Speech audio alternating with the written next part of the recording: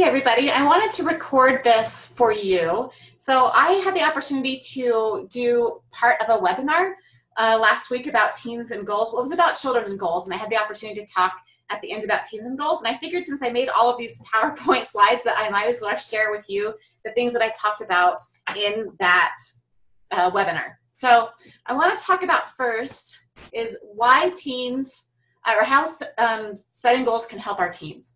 So the first reason is because working towards goals can help create happiness. And the happiness advantage, Sean Acor says, happiness is the joy we feel striving after our potential.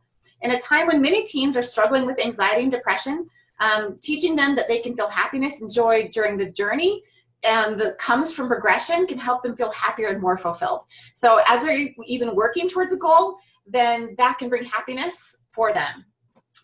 The second reason, there's the quote from Sean Acor, happiness is the joy we feel striving after our potential. The second reason that we might want to encourage our teens to set goals is because goals help design your teen's brain. So this is something really interesting. Attention and focus can actually build the neural pathways in our brains. When our teens are deliberate and are making choices and are improving, they're literally rewiring their brains. During the teen years, our teens' brains go through major reconstruction. We've talked about that in our group before. They are pruning away all of the extra neural pathways that are built in childhood. And so the paths that they keep are the ones that they use the most. So as your teen is working on goals and on improving themselves, then they can shape the way their brain is designed because they're choosing which of the neural pathways that they are keeping. The third way that goals can help our teens succeed and reasons that they might want to set goals is that it will build their self-esteem. Making progress and seeing where we've come from can build self-esteem. Sometimes when we feel stuck and we feel like we're maybe wasting space, that we're not progressing, that we're not helping anyone, not serving, not getting where we want to go, that can really affect our confidence. So when they're setting goals, working towards them, and especially reaching goals, that can really help them build their self-esteem. So how can we help our teens succeed?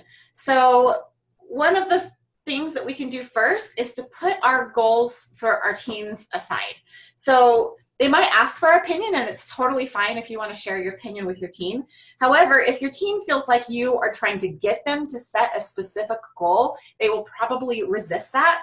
We love our kids, and we can maybe see more clearly, or so we think, exactly where they can improve. But if we start coming and trying to kind of encourage them to set certain goals, they might resist that just because of their strong need for autonomy. Even if they agree with you, they might say, no, I don't need to do that. I don't want to do that. I don't want to set that goal, just to show independence. So before you start any conversation on goals, spend a few minutes letting go of what you hope that they will choose. You can even write it down and, I wish that my teen would set this goal, and then go into the conversation totally neutral, be curious, and let them set their own goals unless they ask for advice. So if they seem stuck and they don't know what goals to set, you can ask, hey, would you like my opinion? And you can see if they say yes or no.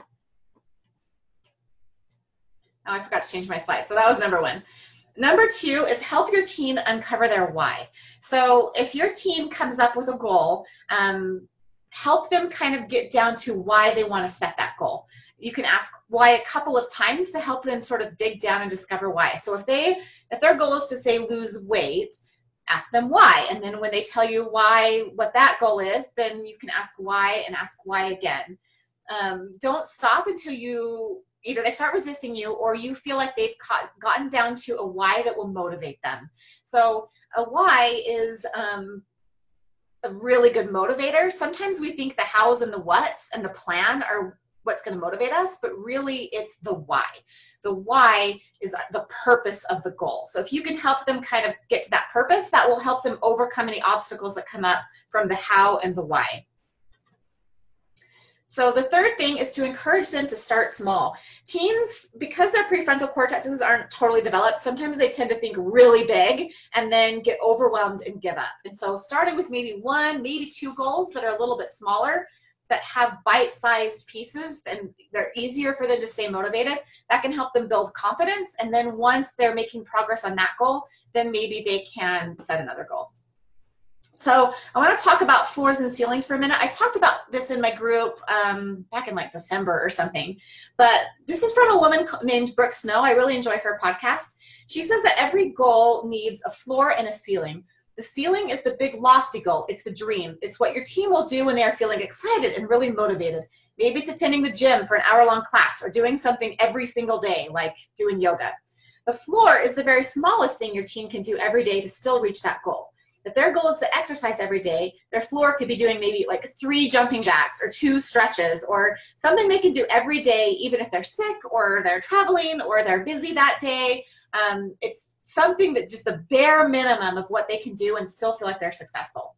When they create a floor for their goal, they're creating a way to achieve that goal no matter what. That will build confidence, self-esteem, trust, and it'll help them see what the purpose of goals is. And even doing the smallest thing every day will compound and can turn into something amazing for your team. So the fourth and final thing is to help them create a plan. So back to kind of, the logical side of their brains not being fully developed, they might need a little bit of help creating specific plans. They can have a hard time predicting the future, and it takes practice to kind of self-motivate and to figure out exactly what they want to do for their goal. So you can help them come up with SMART goals that are, specific and measurable and ambitious. Another thing that I wanted to talk about, because you've probably heard about that before, is the stool idea. So if your team has the idea to exercise every day, if you can sit down with them and help them come up with 3 ways that they can support that goal, it can be more effective. For example, if the goal was to, let's say it's to lose weight. So the physical side of that would be maybe go to the gym or run every day or do jumping jacks or do yoga or whatever. A mental example could be, I'm going to read about weight loss and learn about diet or something like that. Emotional could be, they want to maybe talk more kindly to themselves and examine their emotions. And social could be, maybe they need a partner, and so they need a partner to keep them motivated. So it's just kind of a way of looking at your goal from like a whole person and helping your team look at it from all of these different aspects of themselves to help them figure out a plan that will be the most successful. So the last thing I want to talk about is, how can we motivate our team? So some teams just seem to be a little more naturally self-motivated than others. Some are more interested in goals and some resist them a lot. So this is going to kind of depend on your team. So take what will help you and leave what won't. So the first is to help them find small wins. These will give you momentum. It helps them build confidence. We talked about this a little bit already. But to just maybe have a way for them to chart it or to keep track of it, or maybe a reward or something that they're earning. Right now, both my boys are earning Pokemon cards for doing math, and it's shockingly working really well. They're doing math like a lot, and I know it's going to wear off, but they're really enjoying earning those Pokemon cards for doing their math. So the second one is to teach them to learn by experimenting and to remember that life is a laboratory. If something isn't working, we tend to think that we're failing, and that feeling of discouragement is the lack of courage, and it makes us want to kind of give up. So if you notice that your team isn't working toward their goal, sit down with them and help them figure out why. They learned something, even if they quote unquote failed, they realized what works for them and what doesn't work for them. So then they can try again. It's all data. It's all information that was helping them learn about themselves, their personalities, what works for them, what doesn't work for them, what they want to do, what they don't want to do. And so it's data, and jot it down, help them maybe journal or write it down, figure out why it didn't work, and then they can try again. The third thing is to teach them to use the right fuel. We've talked about this in our group as well. Emotions are fuel for action. So what emotions will motivate your team the best? Guilt can work for a little while, but it doesn't tend to be the cleanest fuel. It doesn't always motivate us for very long because it makes us feel bad about ourselves. So if you can help them be motivated to reach their goal because of hope, excitement, passion, love, faith, anticipation, that will work better than an emotion like guilt or frustration.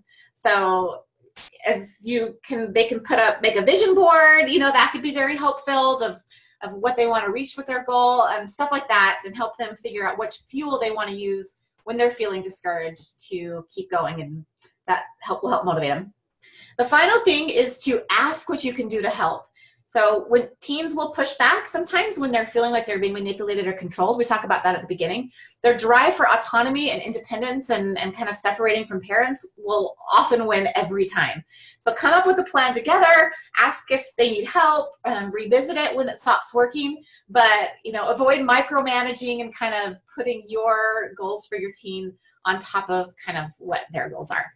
So I hope that this was helpful, and feel free to post any questions or comments in the group.